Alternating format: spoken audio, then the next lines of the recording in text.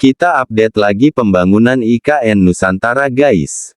Di IKN Nusantara, nantinya akan banyak menggunakan transportasi massal. Informasinya, salah satu investor dari Tiongkok akan berinvestasi pada proyek kereta api otonom atau Automated Rail Transit di ibu kota negara Nusantara. Hal tersebut diketahui dari Menteri Perhubungan saat bertemu dengan Menteri Transportasi dari Tiongkok Li Xiaopeng, di Beijing, China. Pertemuan tersebut membahas peluang peningkatan kerjasama bilateral di sektor transportasi guys. Pemerintah Indonesia berminat untuk menggunakan satu set kereta otonom untuk pengoperasiannya di IKN Nusantara.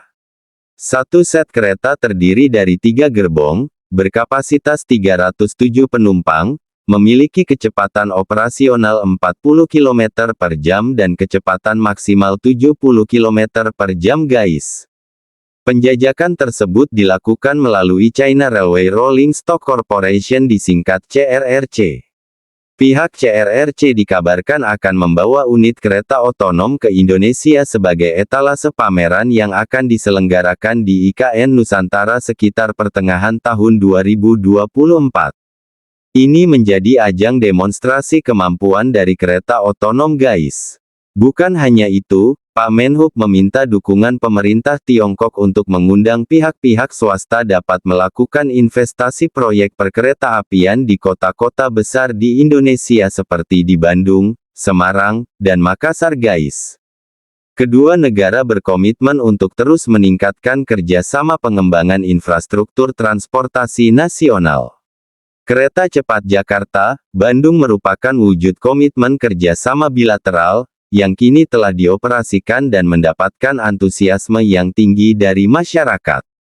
Selain itu, Pak Menteri Perhubungan juga mengajak Tiongkok untuk berinvestasi di bidang penerbangan. Dia mengatakan, investasi ini khususnya dibutuhkan untuk memenuhi kebutuhan pelayanan penerbangan di daerah dengan landasan pacu yang cukup pendek, serta kerjasama peningkatan kapasitas sumber daya manusia di bidang penerbangan. Pada sektor pelayaran, Pak Menhub juga menjajaki kerjasama di bidang peningkatan sumber daya manusia melalui berbagai program pendidikan dan pelatihan di bidang pelayaran. Bukan hanya itu saja, salah satu investor yang juga dari Tiongkok yaitu China Railway Group Limited. Perusahaan ini berencana menggandeng partner Indonesia, yakni PT Intilan Terbuka. Mereka menyatakan kesiapan untuk terlibat dalam transfer teknologi dan peningkatan kapasitas sumber daya manusia di sektor-sektor yang menjadi fokus investasi guys. Perwakilan investor China yang datang juga menekankan pentingnya kerjasama yang saling menguntungkan antara pihak investor dan pengusaha lokal. Kolaborasi antara investor asing dan pengusaha lokal merupakan langkah yang tepat untuk mencapai kemajuan bersama. Tidak hanya memberikan manfaat ekonomi, tetapi dari kerjasama yang dijalin akan membuka peluang kerja dan memberikan dampak positif pada perkembangan daerah di Kalimantan Timur.